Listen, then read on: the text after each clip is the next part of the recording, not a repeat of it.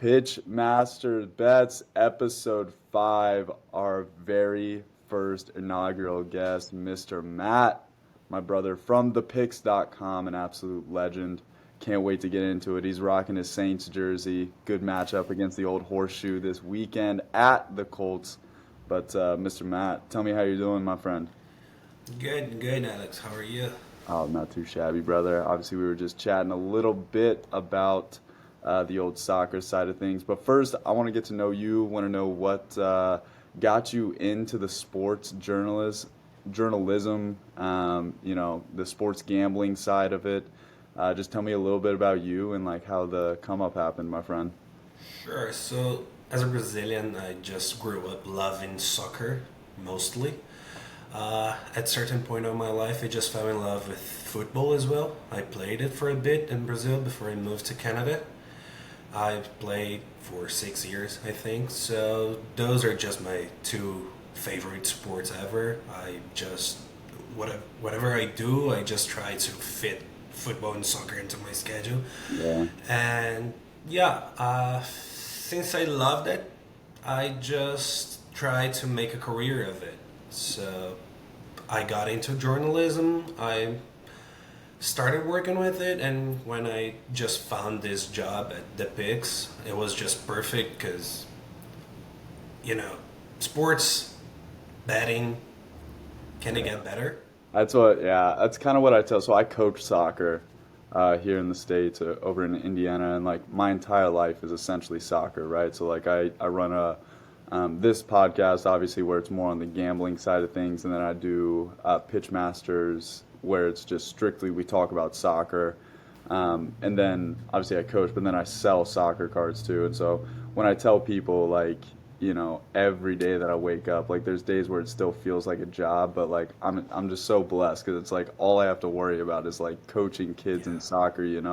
So it sounds like it's kind of the same for you, man. Like you found a passion, and probably for a bit of time, I assume you didn't think that it was something where it was like I could make money from this, and then all of a sudden, like I said, you probably wake up in some days it's like, oh man, I don't know if I want to write this article, but it's better than some awful 9 to 5. Yeah, that's true. I worked in construction for almost 2 years, so Oh, definitely better than that. So I yeah, get to work from home, writing about what I love. So even the bad days is just yeah, I'm you have lucky to. to have it to do. 100%, man. Every time I'm driving by, like the construction workers, like those guys, that's grit. Like they've got a different level of like work ethic to be able to wake up that early and do that. Yeah, So I'm always like when I driving by that, I'm like, Lord, thank you so much that you put me on a different career path for real. yeah, That would not that's be it true. for me. That's true. Um, yeah, so I mean, tell me a little bit about, how you got into Pix.com, like what got you into the journalism like side of things. Like, did you just enjoy writing as a kid? Yeah, just tell me more about that. It was actually my mom's idea. So when I was a kid, like not a kid, a teenager, I was just juggling, trying to do the pro athlete path, Yeah, but it got to a certain point where I had to make a choice, like, or I give it a try and drop off school and something like that, or I just keep studying, and I chose the studying path. And my mom just came up to me one day and said, "Why don't you try writing about it? Why don't you try journalism?" And that got stuck in my head. I grew up thinking of it. I followed her advice, let's say, yeah, and I graduated in journalism in Brazil. I worked a little bit writing, and since my first article, I just saw that I yeah, love doing that. I love writing. Uh, the language is kind of a difficult thing because now I have to write in English. It's yeah, not my first language, but still is really good. It's developing me a lot, yeah, professionally, personally, and one day here, when I moved to Canada, I worked in construction and everything, and one day I just sat down and said, I get to find something, and I have to find something in my field. It's been two plus years I've been here in Canada, so it's time to settle down Yeah. and stop just working for money and start working for a career or for Yeah. passion. Uh, I did a bit of a job hunt. I found the picks. At the time I found them, I started writing for the Brazilian version of the website. Nice. They do it until today. They have a Brazilian version written in Portuguese. But at some point, I just switched it, started doing the English version, and here I am today.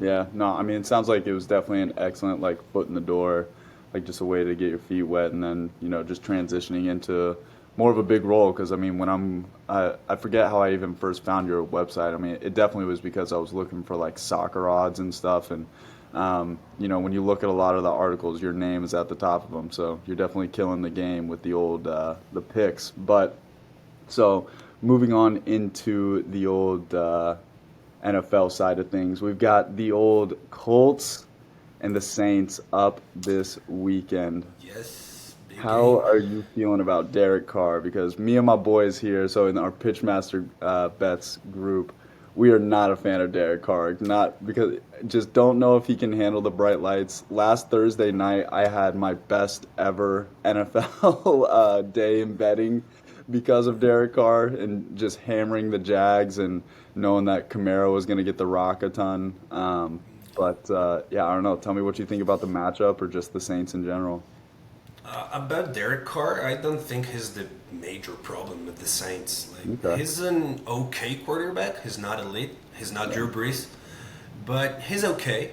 The main problem is the playbook, the game plan for sure. Like Yeah. we can't spend a whole Thursday night football game just checking down Kamara. Yeah. It's just like 5 yard passes and hope Kamara can get us five more or 10 more. Yeah. And for sure, the O line has to give Derek Carr more time because he's still adapting to the system. But yeah, things are not looking so great in the offense. Defense is doing a solid job. They get a turnover almost every game. But yeah, the offense has to be better. And about the Colts week, I like playing the Colts. I have good memories. Super Bowl. But yeah, Yeah. I'm glad Minshew's not doing that good anymore. Yeah. I'm glad he already threw 4 picks in the last 2 games. It means we have a chance Yeah. because if Anthony Richardson was playing or Minshew before the picks was playing, it was an L for sure. Now I think we have a slight chance of winning it, Definitely maybe. think, yeah, no, I mean, Minshew in that Jags game was not good. Last weekend against the Browns, he was definitely slinging it, and he got 2 rushing tutties, so he was feeling good. But the Colts are one of those teams. Like I have a saying in soccer, like if you bet on mid-table teams, you're gonna get mid-table results. And so when you bet on the Colts, you're gonna feel so hopeful at different moments in the game, but at the end of the day, like they're a mid-table, they're a mid ranking team, So, but it's the same deal with the Saints. So that's where it's one where I might, just look at the over. They have it at like 43 and a half right now. And overall, I think the Colts have been like letting in 27 points or so, and the Saints have been letting in close to around that number. It's like 18 to 21 or something a game. So I don't know where I would go on the money line because right now it's basically a pick 'em. Like they have it at the Saints favored right now, -1.5. But what bets would you be looking into for the old Saints game if you're gonna hammer? I always like to bet on the opponent's kicker because the Saints usually defends better on the Mhm. short field, so they force a lot of field goals. Yeah, So I'm seeing Matt Gay's line. I don't know if it's gonna open with over 5.5 or 6.5, but he hit that line in almost every game, and the Saints always allowed the opponent's kicker to go over that line. yeah, Or another pick would be Minshew throwing another pick. Yeah. Over 0.5 interceptions for him. But yeah, for sure the over under and the spread or the money line is just a It's a lucky crapshoot. thing Yeah. right Yeah. now. 100%, man. I'm looking at my boy, my co-host Blake. He's out of town right now, but his eyes when he listens to this and hears you say the Matt Gay over, he loves the kicker overs. He loves gambling on the Me too. field goal overs with those. But yeah, I mean, I'm just looking at it like you said, it'll be a complete crapshoot. But what other NFL games are you looking at this weekend? You know, if you got any articles that you wrote about, you kind of want to reference or shout out. I'm working on today's game on the Thursday night football. Still not done, but I'm looking at the Bills -9 spread. Tampa is not that good. The Bills have this amazing thing they do. They just blow out easy games, Yeah, but still feeling pretty confident. Oh, the line just went up to 9.5. Still think it's worth it.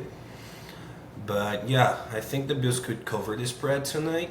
And we have a lot of divisional matchups in the weekend. We have Vikings and Packers, Patriots and Dolphins. Uh, Lots of great opportunities there yeah, when the prop lines open for sure. for Oh, sure. Eagles and Commanders as well.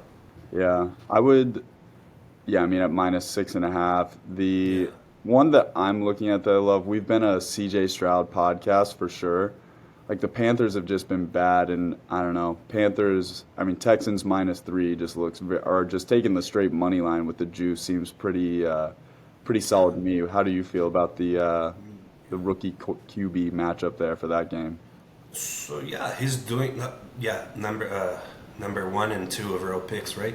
Hmm. But yeah, Bryce Young is doing terrible this season, but C.J. Stroud is doing really well. I'm glad the Saints were the first ones to pick him to get an interception. Yeah, Bad that we just fumbled the ball right after and yeah, lost possession again. But yeah, I think -3 is just a gift. yeah. The Panthers will lose this game for sure. And on the Dolphins and Patriots, 46, the over under looks pretty low. Dolphins I even have it at games are, 45.5. yeah, Dolphins is always hitting the over in 46. The Patriots just had a what, a 54-point game with the Yeah. Bills this week.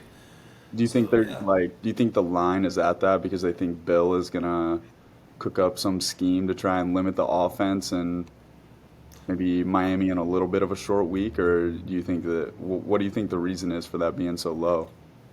Not really sure, but it might be the Dolphins short week or the Bill thing you just said. But still, like even when the Patriots do bad, for instance, versus the Saints, we beat them 34-0.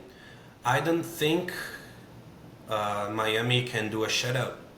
So Yeah, even if they score 34, then the Patriots score what, 14? yeah, It's already the over.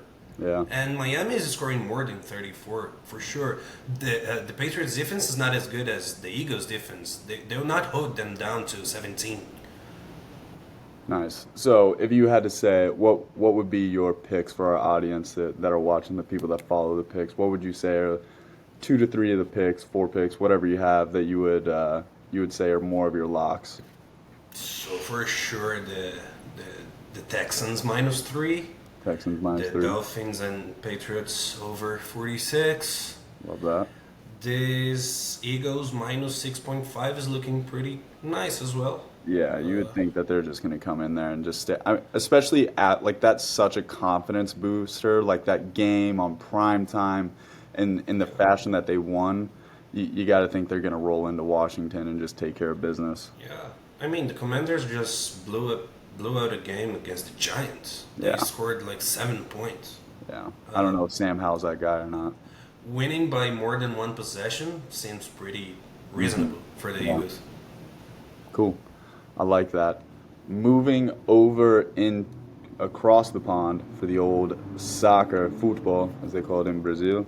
Um, I am absolutely loving the soccer this year. The Premier League has been so close. It's been so tight. The top four are, competing very well, and then the six, seven, eight spots are just, a couple games, if not just one game in behind.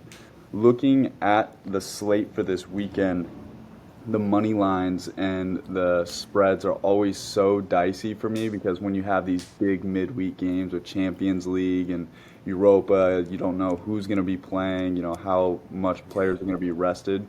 I'm going more into just the both teams to score side of things. So going into the Bundesliga, I'm taking Bochum versus Mainz tomorrow. Both teams to score minus 164. Moving over to Werder Bremen versus Union Berlin. Union Berlin has just been an atrocity this year. It's been tough for them. Yeah. I mean, talk about the glory of getting into Champions League after I believe that was their first year coming up, if not second year. And they've lost now nine in a row. But in those games, they've found a way to score, and because they've lost nine, they're letting their other team score. And so Werder Bremen, they're both sitting right about in the same spot in the table. I don't know if that what you can pick there. You can always try to start to guess when Union Berlin's going to get their first win because I guess there is a way that they lose every Yeah, game, that's but true. you have to think they'll win eventually. But I'm just going to stay on the safe side and go Werder Bremen versus Union Berlin. Both teams to score minus 152. And then wrapping it up, one of my two favorite teams to bet on this year have been Leipzig and Leverkusen. Leverkusen line is pretty big, so I'm just going to stick with Leipzig plus Juve minus 310 versus Verona. Verona has been very bad away from home. Juve on the flip side has been very good.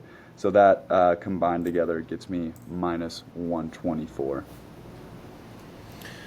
Yeah, those are all great picks.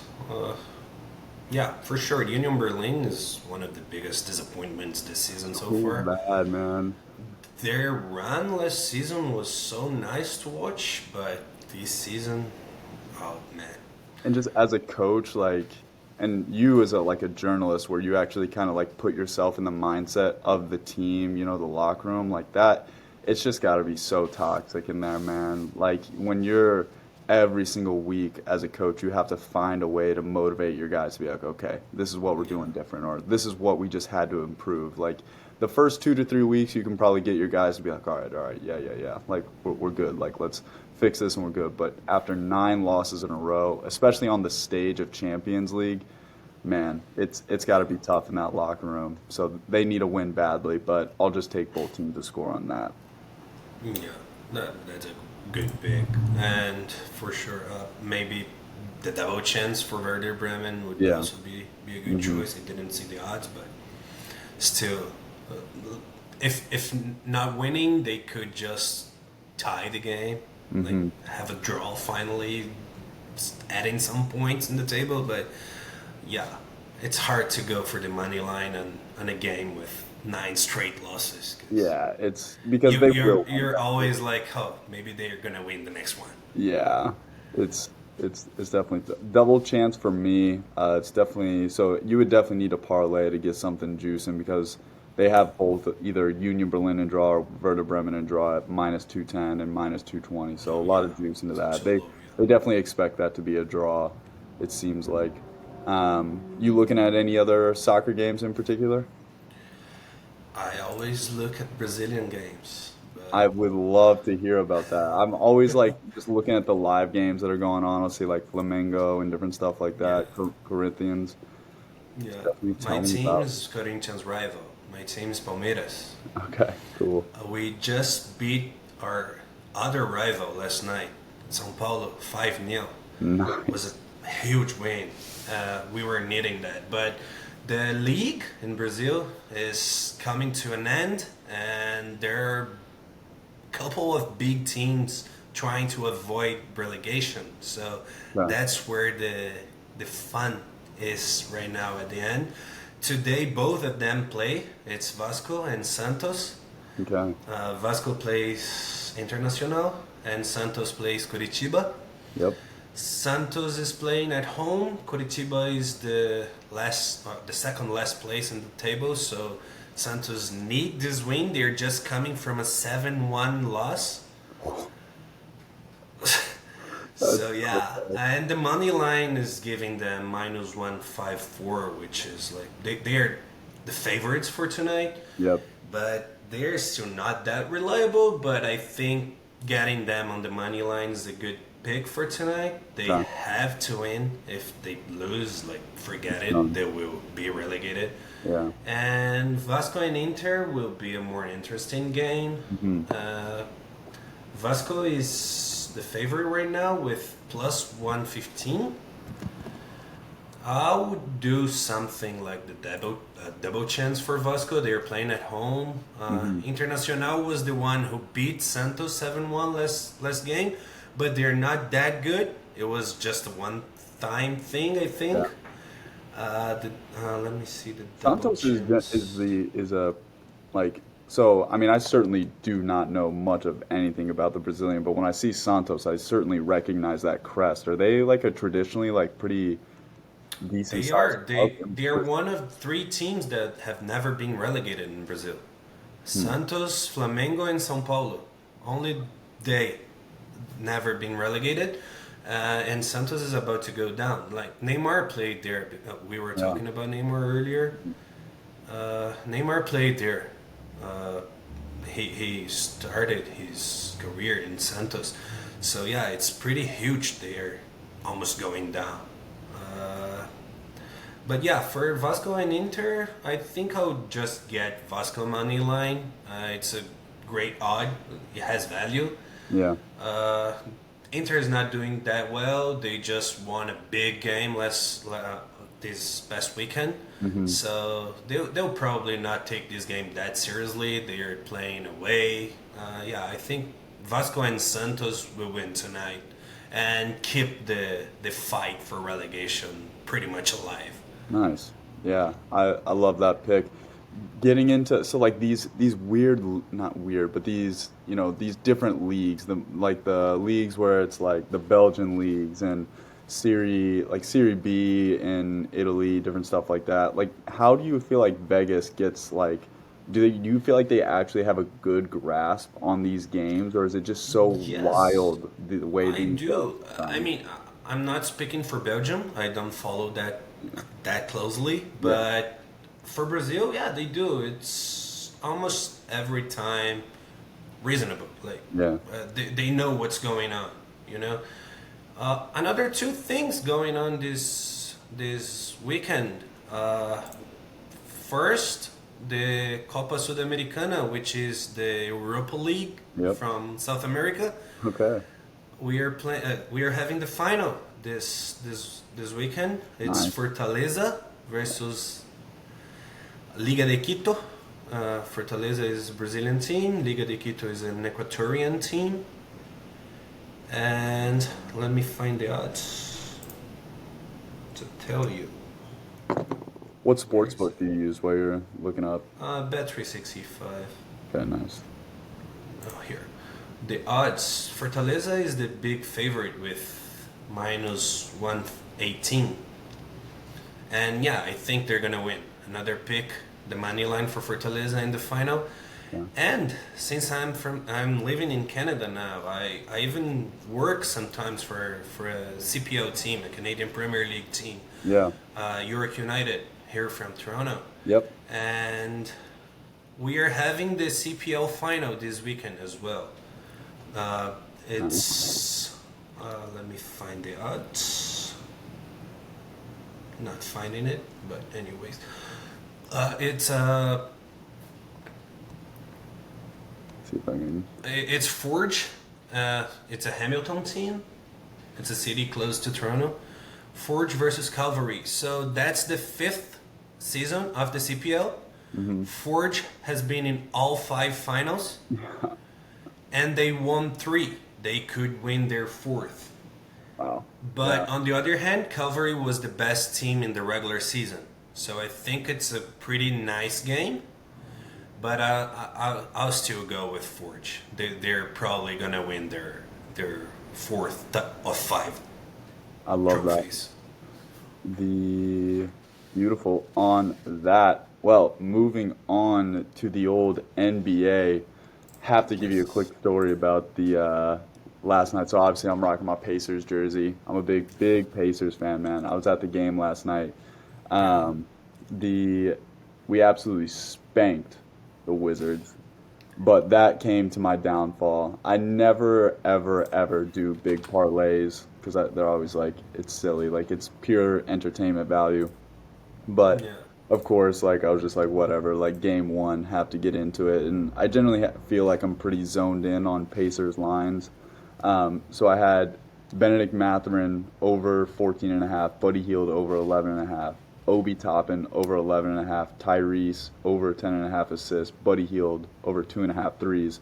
Which, if you ever get a line of Buddy Hield at two and a half, you put the entire house on that because that man is going to shoot 7 to 8 threes a game, and if you lose on that, like you just take it as what it is because he mainly only shoots threes. But the absolute heartbreaker. So that was I used like 100% profit boost just like because it was just gonna be. I'm not throwing a big money on it. I'm throwing $25 on it and just having fun throughout the game with it. So that was at plus 3,000, 3,014.